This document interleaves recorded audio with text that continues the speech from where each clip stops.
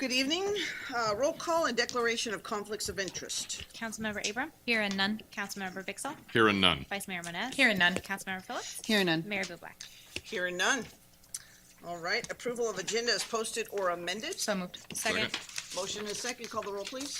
Councilmember Abram? Yes. Councilmember Bixel? Yes. Vice Mayor Moniz? Yes. Councilmember Phillips? Yes. Mayor Bublak? Yes, it passes on a 5-0. Chief, rally your peoples. You got peoples? Come on over, support them. This proclamation is in honor of Law Enforcement Records and Support Personnel Week of November 10th through the 14th. Whereas law enforcement agencies throughout the state depend upon law enforcement records and support personnel to provide them with vital services. Law enforcement records and support personnel are essential in helping law enforcement agencies uphold our mission to keep our community safe. These professionals continually use their expertise and experience to assist in tracking felons, maintaining criminal statistics, record keeping, and improving apprehension strategies. It is important to recognize California law enforcement records and support personnel for their valuable contribution to our law enforcement system. Our law enforcement records and support personnel serve our residents daily in countless ways. The work of these professionals and dedicated staff members is invaluable to the public safety mission, and each of these dedicated men and women deserve our heartfelt appreciation.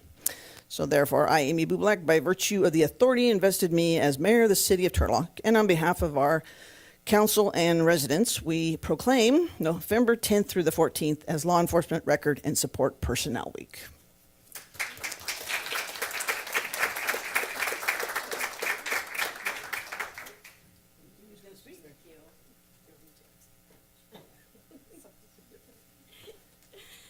Thank you so much, Mayor, community, and council. Janya, thank you for coming tonight. Janya's been a records technician with the Turlock Police Department for over 10 years now. She was part-time and went full-time about 8 years ago. So we appreciate all of your work and all of the work of our records technicians, our support personnel in the department. We could not do it without them. So thank you for this, and thank you all.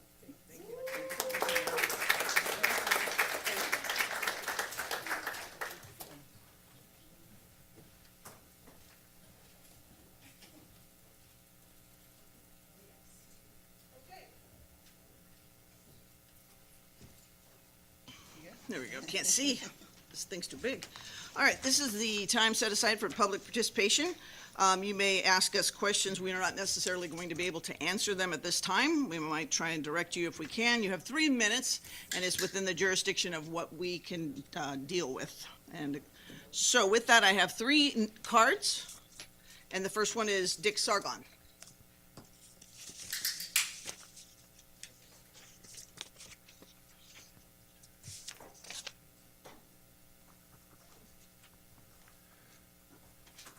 Good evening, Honorary Council, Mayor. My name is Dick Sargon. My wife is here with me, Adrina Sargon. We live on 1367 Haverford Drive in Turlock, that new development between Colorado and North Berkeley. We moved here 2 years ago. It was a very serene, nice development. There's a park in there, which is now called proposed former Mayor John Lazar Park. And when we moved there, and some of our neighborhood people are here, we bought a single home. I have a severe handicap with a broken leg. And we called a couple of months ago the city planning division, and they said, that's not in our hands. We have some questions of clarification on the proposal that the city is planning to do there.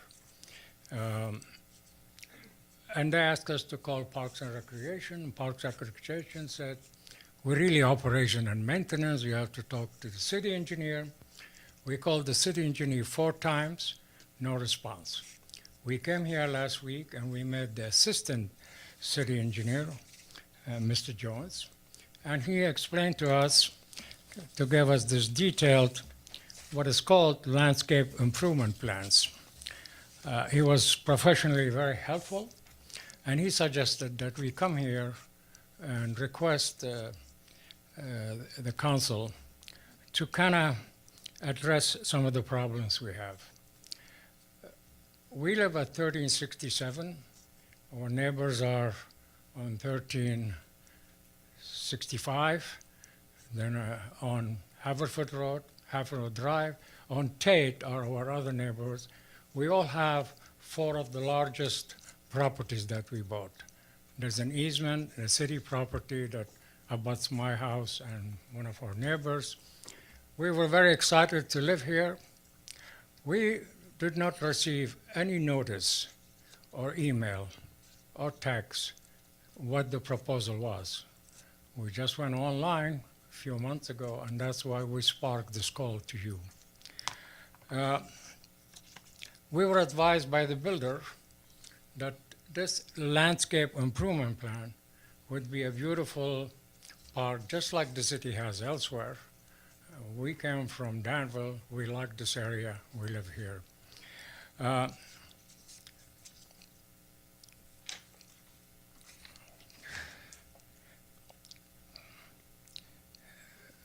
Again, the city, assistant city engineer suggested we Sargon. come to you. Sir? The Sir, proposed, that it's a 3-minute time. Pardon? Do you want your wife to come up and speak? Your time is elapsed okay, now. just give me one more.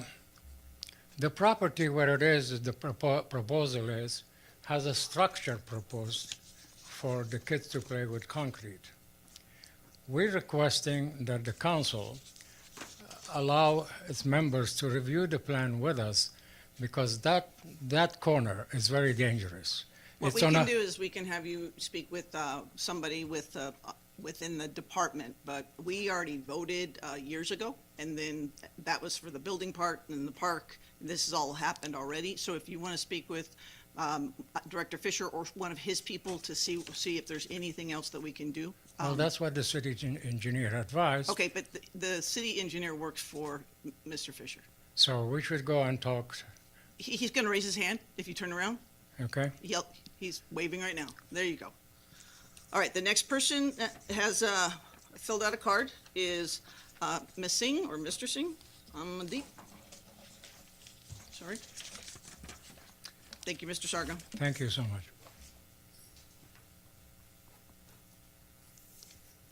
Hi, good evening, everyone. So as my neighbor explained, we are here because we dislike the idea or the, actually, I recently saw the map regarding John Lizark Park.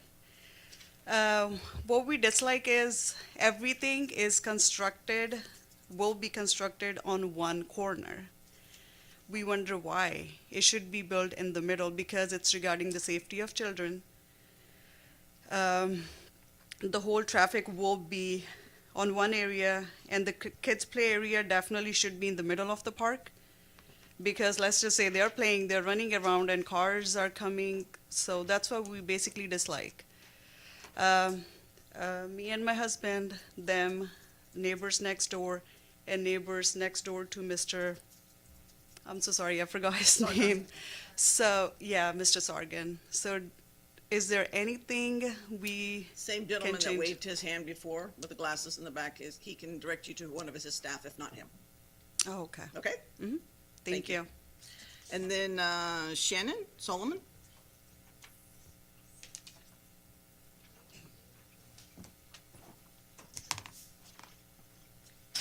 Hello, Ms. Bublak, Council. I was here 2 weeks ago to talk to you about getting lights at the Turlock Sports Complex. Our director has asked me to come back today and read something to you, if I may. Dear City of Turlock officials, on behalf of Central Valley Football Academy, a nonprofit youth soccer organization dedicated to the holistic development of players both on and off the field, I am writing to respectfully request the installation of field lighting at the Turlock Regional Sports Complex. Our academy proudly serves approximately 330 competitive players from Turlock and neighboring communities. As a nonprofit, our mission is to provide access to quality soccer training regardless of a family's financial situation, while also emphasizing education, discipline, teamwork, and community values.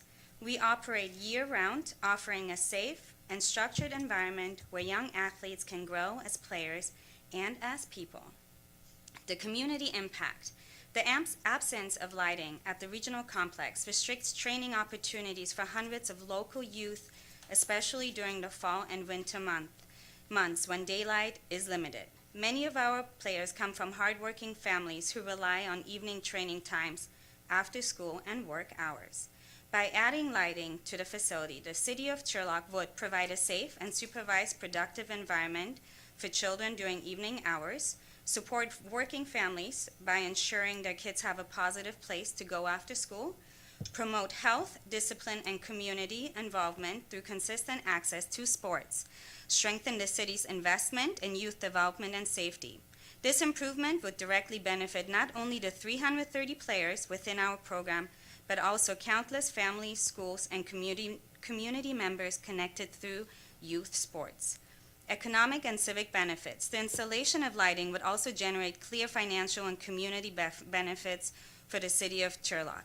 Extended field usage. Lighting would allow evening rentals and longer training hours, generating consistent revenue year-round. Increased tourism. A destination lighted fields make Turlock a destination for competitive weekend tournaments, bringing visitors who contribute to the local economy through hotels, restaurants, and shops. Expanded programming. Lighting enables more recreational leagues, adult co-ed programs, and community events to be hosted safely after sunset. This initiative represents both a community investment and a long-term economic opportunity for the city.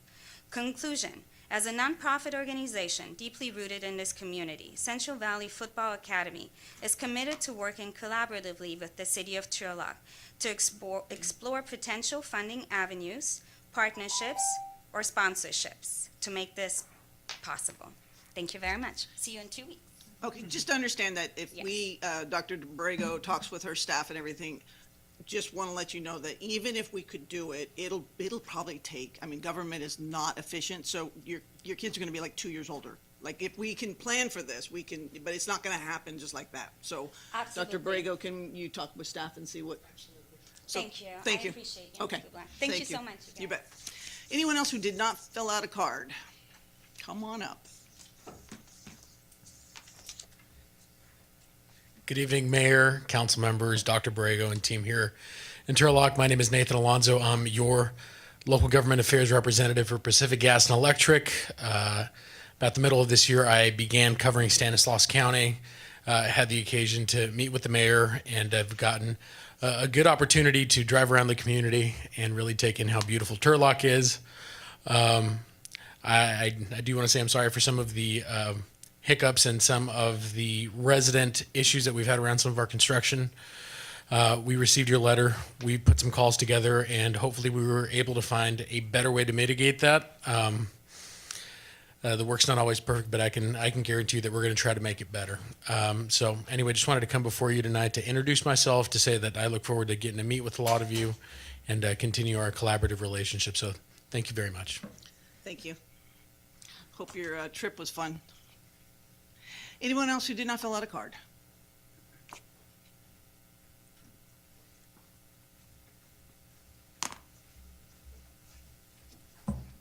Good evening. I actually, Mayor, disagree with you that government at times can be ineffective, but we would really want our government to be effective. And so if you are an elected leader, I think it's super important that you want government to be effective. And that's sort of what I'm here for tonight. You guys say up here at the dais that you want more interaction with the public, that you want them to know what's going on. Turlock City government says it wants its residents to be more aware and involved, yet most departments are inaccessible to the public.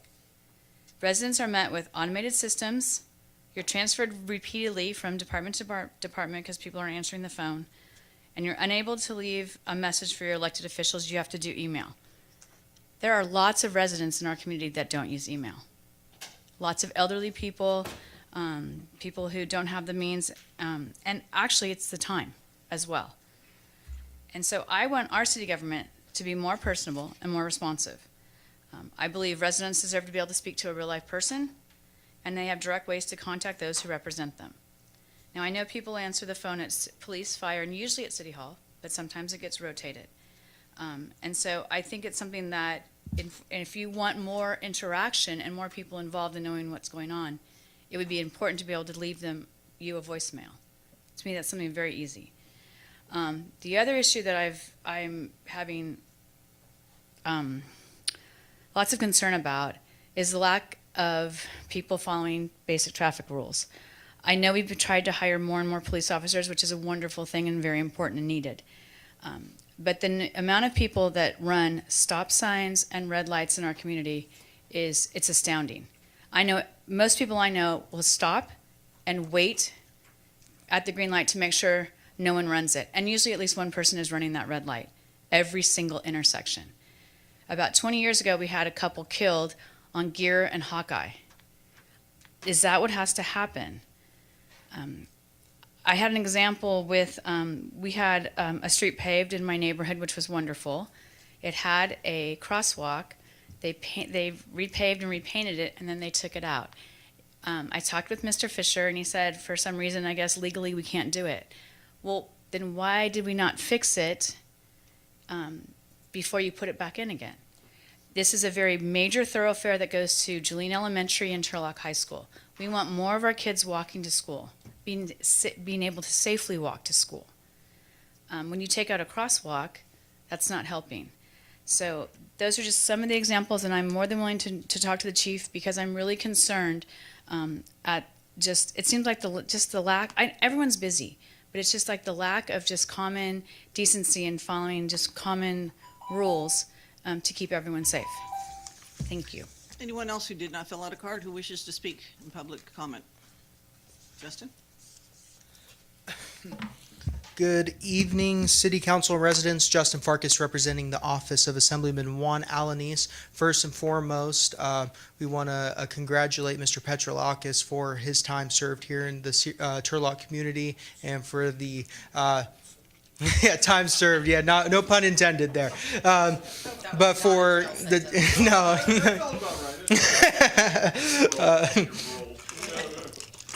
So we just want to thank you for the time you've committed to the city of Turlock, and you're taking up my time here, Mr. Petro. You dang lawyers.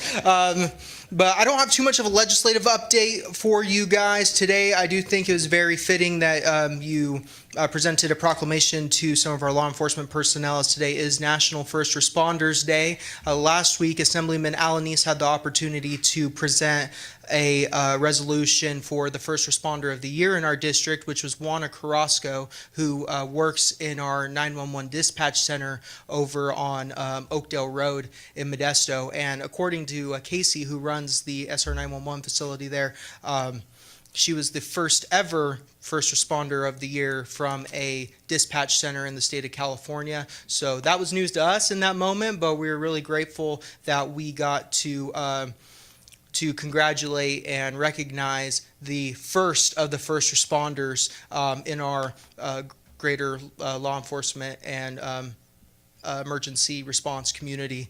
Besides that, what we're working on right now, besides getting out in the district, I think the Assemblyman has made it to every city in the district so far since the session has ended. But we're working, all of us, including in our district office, are working on building our bill package for the 2026 year, our legislative package. So if any members of the community or council has an idea that they think can make our community and California at large better, serve the people better in any way, please do not hesitate to bring those ideas to our office. We will very happily review and research those ideas and see what the avenues would be to get that to the governor's desk and make it law.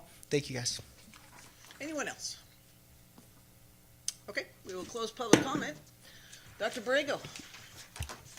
Good evening, members of the community, council, and colleagues. I'm going to start my comments and ask Chief Hedden if he'll respond to Ms. Jackson's comments about traffic, because I know you've been working on that, please. Thanks. Yeah, no, Mary, thank you for bringing that up. It gives me an opportunity to tell the public some of the good things that have been going on in the traffic space. We just recently, as of last month, added a third traffic motor officer, bringing us to 4 strong in the unit. So there's 3 motor officers and a full-time sergeant doing traffic in the city of Turlock. And then we've expanded upon that. We thought, we have motorcycles that are sitting in reserve and we have trained motor officers. So we want to look at how we can do that to deploy them out into the community and make it safer, because traffic is one of the biggest complaints that I get as the police chief. So we've added another 2 motor officers as auxiliary motor officers. They're working overtime. And then we've expanded to 2 days a year with the entire countywide integrated site team to come to Turlock and do traffic patrols for us in the city. Each time that they're out, they're writing anywhere between 120 and 150 citations, and the traffic unit is doing more citations than they ever have. So that's a plus for us, but we see now more than ever that drivers are distracted. So we just continue to use this platform to let people know, drive safe, pay attention, stay off the cell phones, because we are out there enforcing. And if there are any traffic concerns that you have, our cadets are pulling out we're doing more in education with the speed trailers, message boards, signs. Our traffic unit's phone number is 664-7380. If you write that down, let them know of a concern, they'll get that out into those hotspot areas throughout town. So just wanted to update you on that. Thanks, Chief. A couple things. We currently have openings on Planning Commission, Parks, Arts, and Rec Commission, and the CDBG Community Grant Selection Committee. So if you know anyone who wants to apply, or you want to apply, those you can pick up the applications outside or find us online. Wanted to let you know that last week in Municipal Services, Turlock Scavenger held Embrace Turlock's Beauty Community Cleanup event, where residents of Turlock could bring their excess trash and bulky items. Again, one of those things you don't think about so much, but we collected 155 tons of waste, 102 mattresses, so I'm selling those out back, 96 appliances with Freon, 68 TVs and monitors, and 381 tires. We hosted a household hazardous waste collection event in partnership with the county at the same time, and 155 cars came through. This is the highest amount, all-city event, highest amount of vehicles in over 20 years. The final numbers are not in, but we estimate nearly 9,000 pounds of hazardous waste from the city of Turlock was disposed properly. And I want to make sure and recognize the municipal services staff, Turlock Scavenger, and Stan County for working incredibly hard to make this event a success and keep the city clean and beautiful. I also want to make sure that you get out to the Turlock Police Department Trick or Treat and meet on October 30th. The Turlock Tractor Supply Hometown Heroes event is happening on November 1st. We've got a new business that had a soft opening, Play Turlock, opened a few weeks ago, and the ribbon cutting is this Saturday. Shop the Block Downtown Turlock event. You'll see some of the flyers outside, and there's something on the board going on. We're really looking for November 2nd from 10 a.m. to 5 p.m. to shop downtown Turlock. The annual Turlock Job City Fair, a first-time homebuyer workshop on November 5th.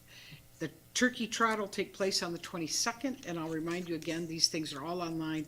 And then one of my favorites, the Christmas parade, will be held on December 5th. And I just think it's amazing all the time that that's the 46th Christmas parade. So there's events. I encourage you to see those online, but wanted to bring some of those to your attention. Thank you. Did you want to speak to having somebody answer the phone, sir? How about if I do that at the next meeting? Next meeting. Just so you know, we have Working on it. done a pretty significant review of phones, phone trees, how we can answer with a voice and refer calls. And so I can give you more details on that at our next council, but believe that's an important thing to us. You know, one of the things that people like about Turlock is that it's a small town, even though it's 73,000 people now. But we want to be able to have you feel like it's a small town when you call City Hall. All right, thank you. There we go. Okay. Next is consent calendar. Is there anyone who wishes to speak on any item on the consent agenda? Okay. Closing public comment. Move to approve. Motion and a second. Will you call the roll, please? Councilmember Abram? Yes. Councilmember Vixel? Yes. Vice Mayor Menounos? Yes. Councilmember Phillips? Yes. Mayor Bublak? Yes, passes on a 5-0. Final readings, second and final reading of the ordinance amending the Muni Code title for Administration for Public Works. Any, I'm gonna open it to the public. Anyone wishing to speak on this item? Okay, closing public comment. Bring it back. Move to approve. Second. Motion and second. Will you call the roll, please? Councilmember Abram? Yes. Councilmember Vixel? Yes. Vice Mayor Menounos? Yes. Councilmember Phillips? Yes. Mayor Bublak? Yes, passes on 5-0. The second final reading is second and final reading of an ordinance amending the municipal code for California Fire Code for 2025. I will open it to the public. Anyone wishing to speak on this item? Closing public comment. Move to approve. Second. Motion and second. Call the roll, please. Councilmember Abram? Yes. Councilmember Vixel? Yes. Vice Mayor Menounos? Yes. Councilmember Phillips? Yes. Mayor Bublak? Yes, passes on 5-0. Public hearings, none. Action items, A, awarding bid and improvement of the new Century Construction, and this is in engineering for the senior center. Marty Yerby. Mr. Morris, tell us something good. Good evening, Mayor, council members, staff, and members of the public. Tonight, staff is requesting council's consideration and approval to award the bid and enter into an agreement with New Century Construction and Consulting, Inc. of Turlock for the renovations of the Senior Center and Marty Yerby Recreational Facility, City Project Number 24-036. The purpose of this project is to improve accessibility, restrooms, and overall building functionality at both locations, aligning with ADA standards and providing an enhanced experience for residents who use these community spaces. At the Senior Center, the project includes replacing all exterior doors and frames, installing automatic door openers and 2 entrances, upgrading to touchless restroom fixtures, and replacing the drinking fountain. At the Marty Yerby Recreational Facility, work will include restroom renovations with new tile walls and flooring, touchless fixtures, and new lighting and ventilation. The existing restrooms will be reconfigured into 2 unisex restrooms to improve ADA access, and the main entrance will also receive automatic door openers. This project was originally advertised in August. However, only 1 bid was received, approximately 82% above the engineer's estimate. So council rejected that bid in September. Staff then re-advertised the project, extending the bid window to 30 days and holding a pre-bid meeting to encourage broader participation. As a result, 4 bids were received in October, and after review, New Century Construction was identified as the lowest responsive bidder, with a total bid of $141,400. Staff recommends awarding the contract to New Century and authorizing a 10% contingency of $14,140 for unseen conditions during construction. The total estimated project cost is $254,188, which includes construction, design, permitting, and testing. This project is fully funded through Fund 258 Housing Stimulus Funds, and no general fund money will be used. In closing, this renovations will modernize 2 key community facilities, improve accessibility, and ensure they remain inclusive, safe, and functional for years to come. Thank you, and I can try to answer any questions you might have. Questions? Yeah, just a question. Does that include the roof? No, this is not the roof project. That was another project that got approved before. Okay. So 2 different from Marty Yerby? The senior center roof, No, Marty Yerby? Marty Yerby. Yeah, No, we talked about it in housing No. years ago. I thought Marty Yerby's mine. I thought it was supposed to get a new roof. I'll check into it. There I was want the pool and the roof. There was a gentleman that was working, used to be at the county, came and helped out at housing, and he talked about it for us many times, so finding the money for it, so unless all of a sudden it's fine, we don't need it. Check. Okay, any other questions? Yes, and this might be a question for Director Fisher, but, you know, we got some public comment not too long ago about residents, or not residents, you know, senior citizens that use the senior center, and there were many issues with safety of the approach. Will this project address some of that? I know that there's been some changes nearby there. We're looking at the access to the building. These improvements are at the building, ADA access into the building and the restrooms. But the access getting to it, we are looking at that. and modifying the parking and addressing that ramp. Because right now it floods like a So lake. more to come. More is to that- come. That's okay. another project. Yeah, recently they painted the curbs for awareness. They added railing where they were talking about the railing. And then as soon as tomorrow, they're gonna drill some holes in the concrete in the curb gutter and kind of make a French drain to improve that drainage in that area. So, and then we're also working through the design of re-sloping that entire parking lot and making that not as able to hold water. Floodable. Yeah, I didn't know what that's the a right word. word to Is say that a was, word? yeah. Unfloodable is what, the goal is, but yeah, that's what we're trying, yeah. Any other questions? We'll open it to the public. Anyone wish to begin on these items? Closing public comment. Move to approve. Second. Sure, third. Motion and a second. Call the roll, please. Councilmember Abram? Yes. Councilmember Bixel? Yes. Vice Mayor Moniz? Yes. Councilmember Phillips? Yes. Mayor Bublak? Yes, passes on 5-0. Thank you, Mr. Morris. All right, the next action item is approving the reformat of the job description for the position in terms of being city attorney and being held hostage for how long was it? Is that what Justin Farkas said, Mr. Petrolakis? 4 years. Director Dami, welcome. Thank you, Mayor. Good evening, City Council, members of the public, and city staff. The item before you, I'm going to reiterate what was just discussed. Following the recent resignation announcement of contract city attorney George Petrolakis, who will be concluding his tenure with the city, and at the direction of interim city manager, the request before council this evening is to approve the existing job description, which has been reformatted, and amend the existing management salary schedule to include the city attorney's salary range. The city has not had an in-house city-employed city attorney since March 2018, and a comparison of our survey cities was conducted, and the salary is perfectly fine at this time for us to begin advertising. Questions for Happy Director? to answer any questions. Perhaps this is a question for Dr. Borrego, but just for the public who may be following along and does not understand how cities are, have their city attorneys.